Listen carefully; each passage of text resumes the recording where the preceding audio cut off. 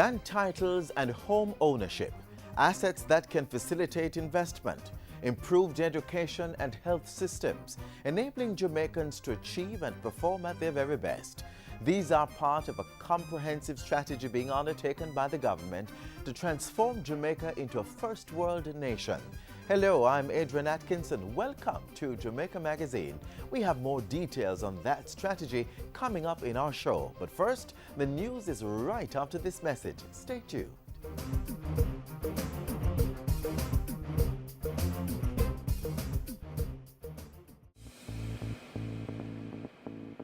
A healthy and educated people living in a clean, natural environment, reducing crime, improving the justice system and governance, building a prosperous economy. It's not just a vision, it's reality. Learn about the plan. Join the vision. My country, Jamaica, has a rich heritage and is very unique. If we all pull together, we can make it the place of choice to live, work, raise family, and to do business. For more information on Vision 2030, call the Planning Institute of Jamaica or visit vision2030.gov.jm, your parish library, school library, or the Jamaica Information Service.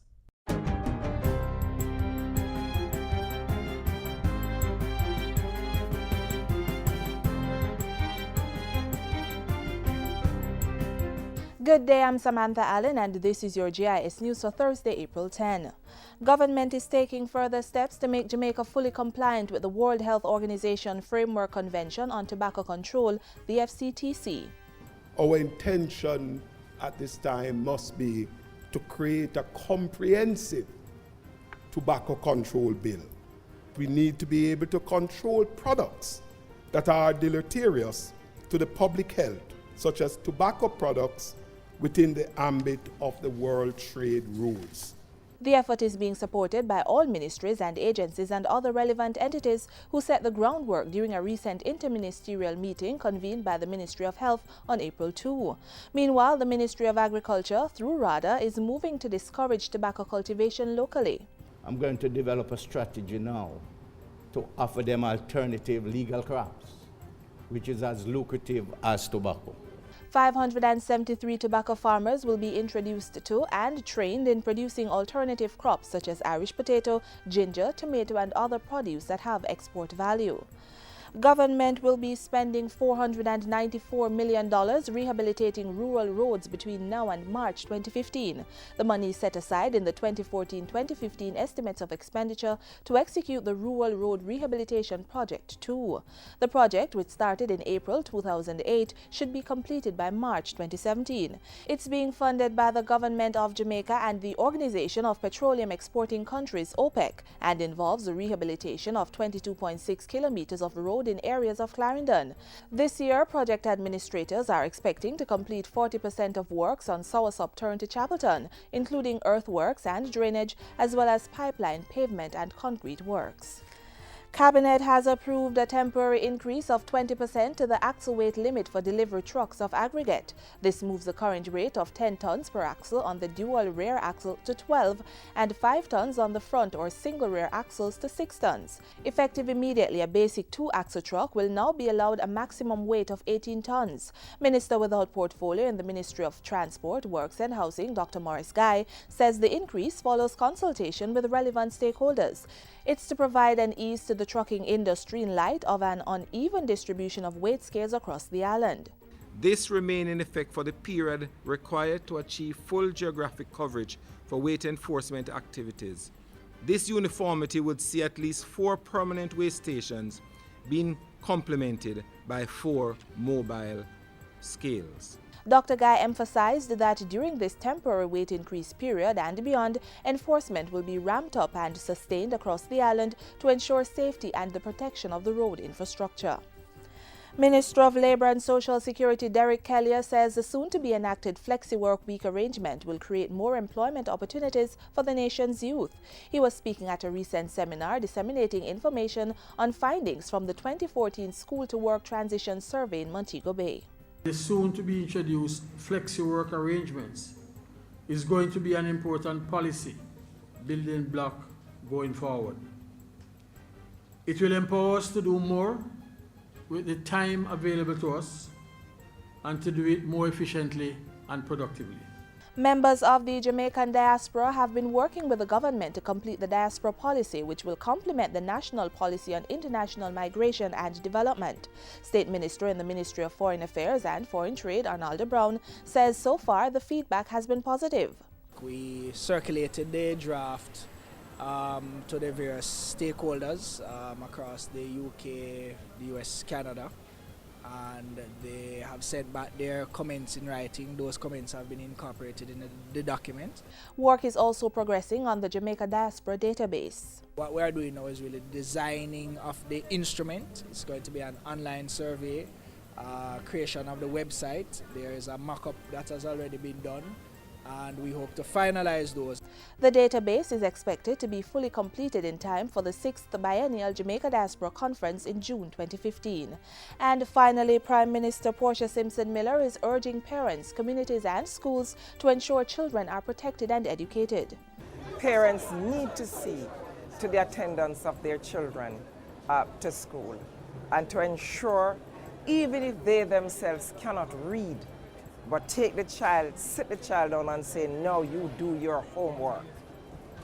And sometimes to check with the teachers to see how that child is progressing. She also warns those persons abusing children to stop. Mrs. Simpson Miller made the call as she led a number of prominent persons to read for children at the Greenwich Town All-Age School on Wednesday. The event was part of the 5th staging of the Grace Kennedy Group Limited Western Union Reading Week, held under the theme, A Great Reader Makes a Great Leader. The Reading Week program focuses on special needs communities and serves to encourage children to develop through reading. Books are also donated to school libraries as part of the activities. And that's it for JIS News Today. I'm Samantha Allen. Thanks for watching.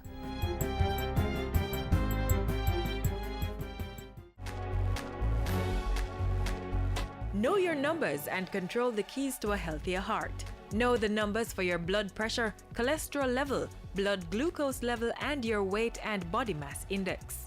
Find out the risks they represent and what you need to do to stay healthy. Talk to your doctor and start making healthy lifestyle choices to prevent a heart attack or stroke. Health and education are two critical areas that the government continues to strengthen to enable all Jamaicans to realize their full potential and achieve maximum productivity.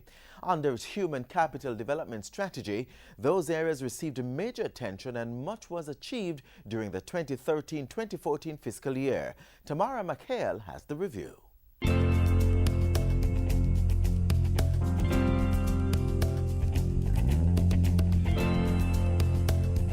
My administration continues to make investments in people and social development, even as we pursue our necessary strategy of fiscal prudence and debt management. As part of that investment in people, government made human capital development a strategic priority during the 2013-2014 fiscal year, targeting increased access to better education and health services.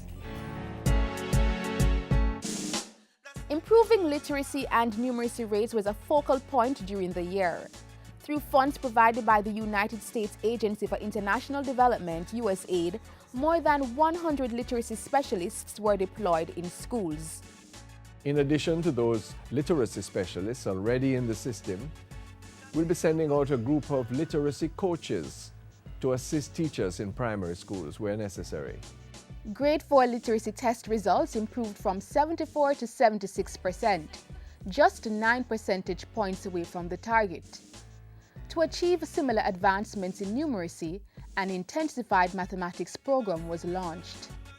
The central objectives of the intensified mathematics program are to ensure that persons engaging our children in the teaching and learning of mathematics have a sound knowledge of the content and the most effective methods to engage students in a manner which is focused on developing, first, conceptual understanding, second, computational fluency, and problem-solving skills. In the meantime, the National Standard Curricula for grades 1 to 9 was revised. and changes were made to the health and family life education curriculum for grades 7 to 9 students. To ensure that every child had the space to learn in 2013-2014, significant resource was pumped into infrastructure development. 68 basic schools were incorporated into the infant departments of existing primary schools with the adequate space. Expansion works to secondary institutions resulted in the removal of 5 schools from the shift system. With $122 million in funding from the Inter-American Development Bank, the Education Ministry began work on a national school feeding policy. This helped to start a pilot program to offer nutritious meals using local produce for students, starting with 150 schools in Kingston and St. Andrew. We aim to offer the little children a breakfast snack as well as lunch because some 30% of them come to school hungry every day. The plan is to use local fruits and produce. Other major achievements include the implementation of a national policy on the reintegration of school-age mothers into the formal school system. The National Parenting Support Commission was launched and 30 parent places established across the island. And 350 principals and education officers were trained by the National College for Education Leadership in various aspects of school operation.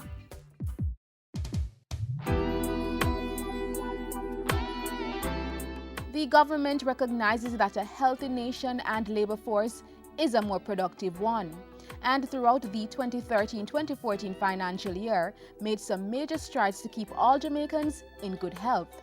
In doing this, 4 centers of excellence offering advanced primary health care services were created in the country's 4 regional health authorities. The whole idea is to improve both the diagnostic requirements, improve the physical infrastructure, while also improving our equipment base. Additionally, under the Primary Healthcare Infrastructure Improvement Project, work was completed on 20 health centers across the island at a cost of $54.8 million. Other infrastructural work included rehabilitating the Anota Bay Hospital in St. Mary and executing upgrading works at the Bellevue Hospital in Kingston. The National Health Fund, NHF, meanwhile donated a state-of-the-art X-ray unit costing $12.6 million to the Princess Margaret Hospital in St. Thomas. 2 linear accelerator machines for radiation treatment for cancer patients were also bought with the support of the NHF and the Chase Fund.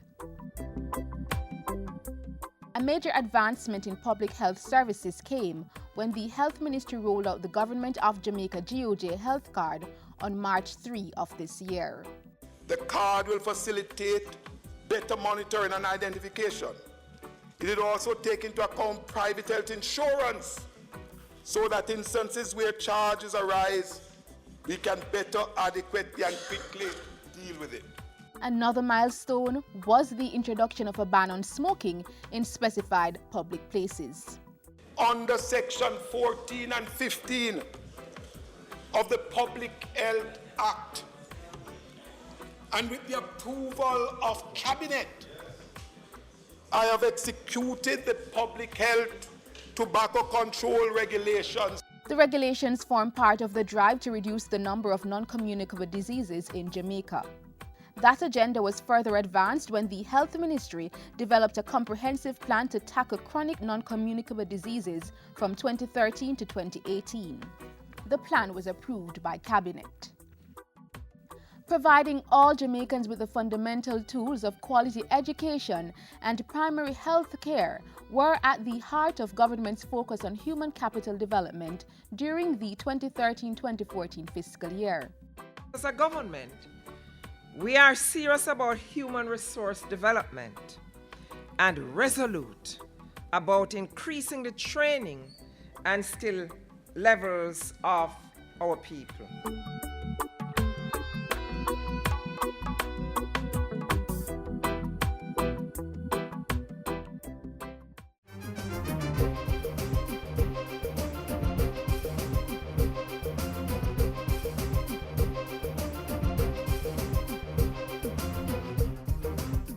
For the past 2 weeks here on Jamaica Magazine, we have been highlighting the different platforms of the government's economic reform program.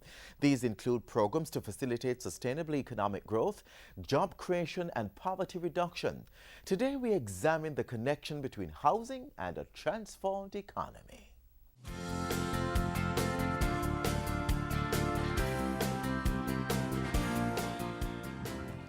Government's economic reform program is, at its core, about improving the living conditions of all Jamaicans. We seek to maintain the levels of expenditures in social protection activities, which we have done.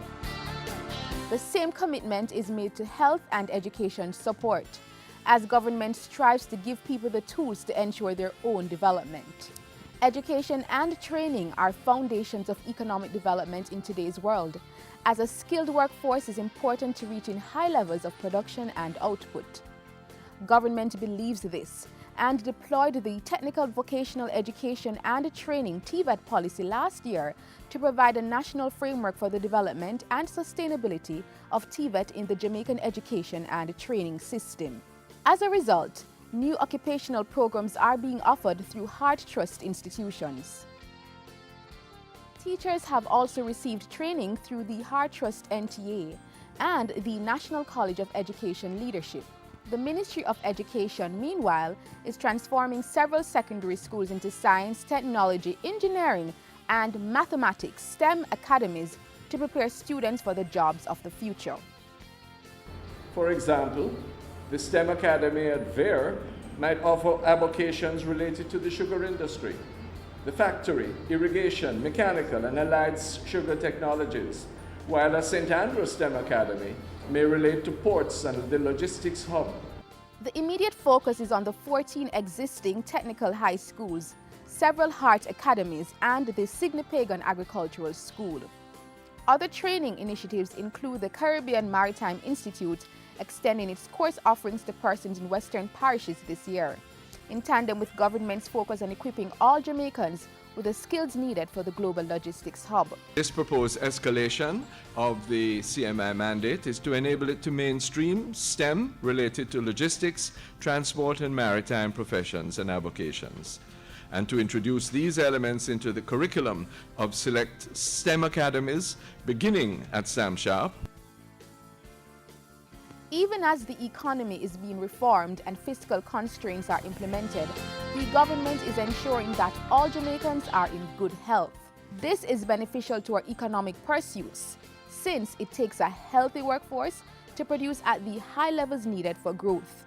The GOJ Health Card was recently introduced to ease the pockets of Jamaicans when visiting public health facilities and purchasing pharmaceuticals. The card will facilitate better monitoring and identification. It will also take into account private health insurance so that instances where charges arise, we can better, adequately and quickly deal with it. Land and home ownership are also essential components of the economic reform program. The access to ownership of land is what is not only going to make you and your families better, but will improve the well-being of the economy of the country. Most recently, residents of Gravel Heights, St. Catherine and Donaldston in eastern St. Thomas were among hundreds who have benefited from government's accelerated land titling program. Through the cadastral mapping and land registration in Jamaica project, 70 persons from St. Mary, St. Anne and Portland now also hold the titles to their properties. Many more are proud homeowners because of programs such as the $2.4 billion initiative to provide housing and other social amenities for sugar workers and their families.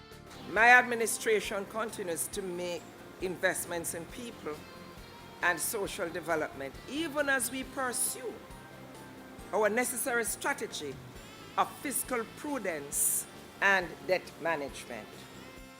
As part of that, the budgetary allocation to the Program of Advancement through Health and Education PATH will increase from $900 million to $5 billion this financial year.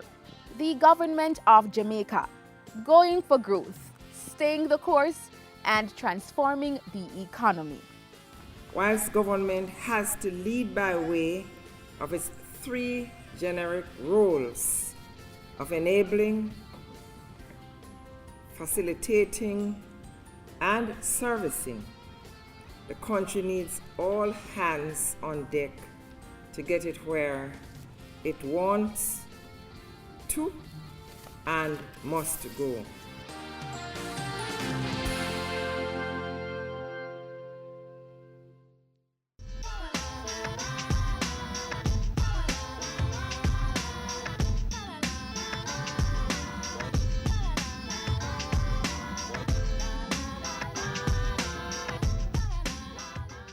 Over the next 3 months, floodlights will be installed at Sabina Park, making night matches possible. This is great news, especially with the upcoming Caribbean Premier League CPL matches later this year. The project will cost close to $2.7 million US. We caught up with a few cricket greats to get their reaction to the long-awaited lights.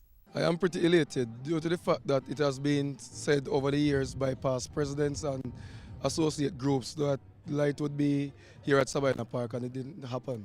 Now we have seen the signing and I'm very pleased. This is now something that's going to be happening and very, very important from a entertainment and sporting perspective here at Sabina Park. And I mean, I'm as a former cricketer, I must tell you, I'm very happy.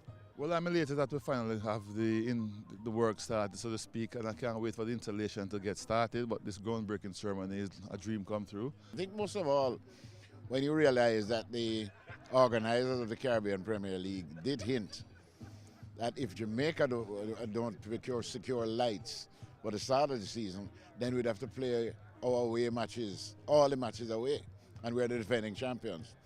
It's great to see that MOU being signed between India and the Jamaica government. As they say, let there be lights. I must say, well done to the organizers and the respective governments who came on board to make this a possibility. And this is something more prosperous for us as players and the youth coming forward to get to modernize into the world of cricket. And it can be a revenue earner for us, but also, I mean, if it doesn't have to be just for international cricket, our communities and other local cricketing fraternity probably can have a chance of parading their skills right here at Sabina Park, which is a very historic ground. So I'm very happy and elated.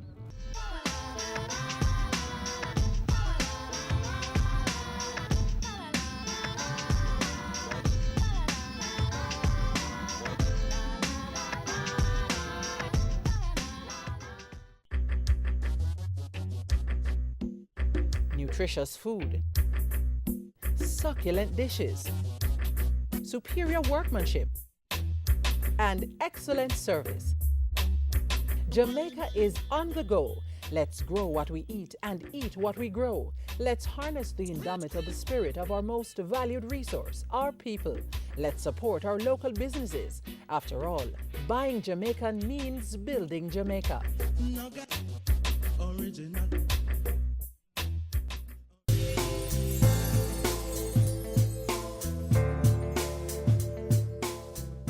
Young farmers within schools and at the parish level will be showcasing their skills in agriculture and agro-processing from April 10 to 11 at the Denby Showground in Clarendon. This marks the 4-H Club National Achievement Day Awards celebration, and it ties in with the Ministry of Agriculture and the Jamaica 4-H Club's endeavours to foster youth involvement in agriculture for food security and economic growth. Here's why.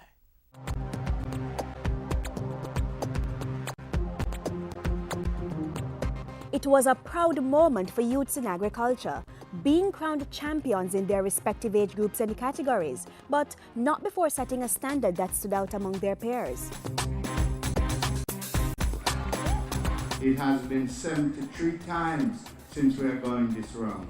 We identify young people who will be future farmers, future agriculturalists, future food technologists, for this country, the Caribbean, and the world.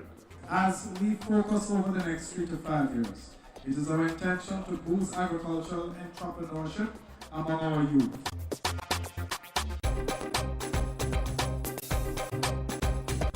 The event was the 4-H Club's National Achievement Day 2013, where students representing the best from each parish showcased their knowledge, skill and craft using locally grown produce. creating an assortment of food items with marketing and distribution potential, it was clear that the youngsters had truly internalized the theme, Youth Involvement in Agriculture for Food Security and Economic Growth. I am confident that our young people have a way and have found a way to be innovative, to enable us to lift agriculture to a higher dimension. The Ministry of Agriculture through the 4-H Clubs movement has been engaging youths by way of training to become more involved in agricultural production. There are also plans to include them on a national level. The government and the ministry is on a drive to lift production and productivity. And we want young people to be involved. And therefore we have to find a way to enable some of those young people to get onto the land, to produce. To support that, space has been carved out for young persons to be involved in the agri-parks being established across the island.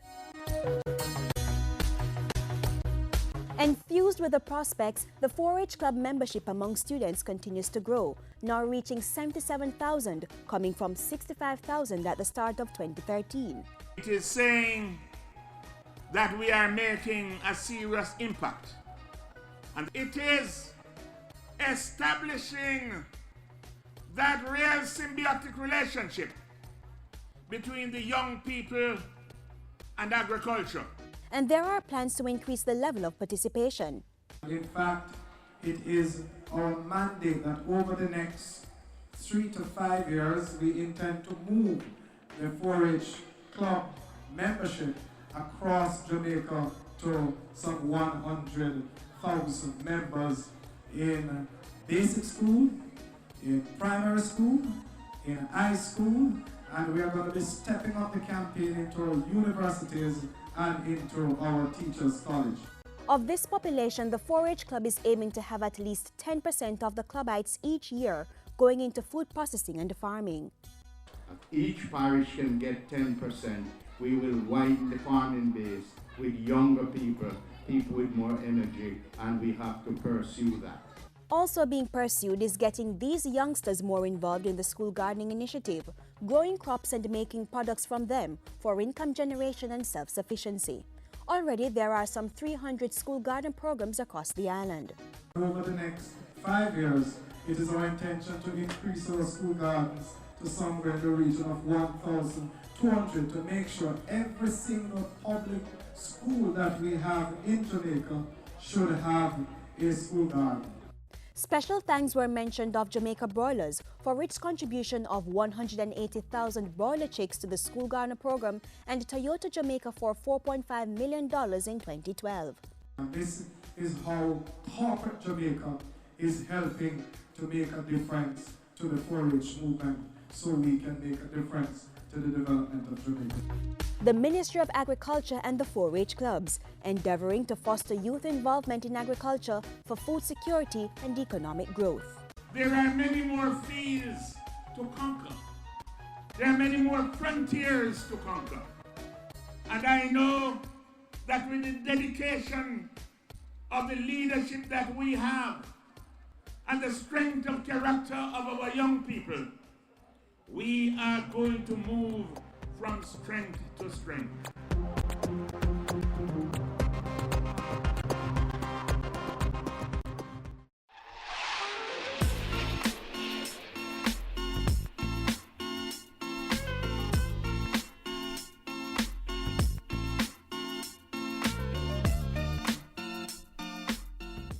This is how we close the show for today, but we don't have to lose this connection. Keep the link via our website, jis.gov.jm. Send us some feedback via email or tweet at JIS News. Join us again tomorrow, same time, same station.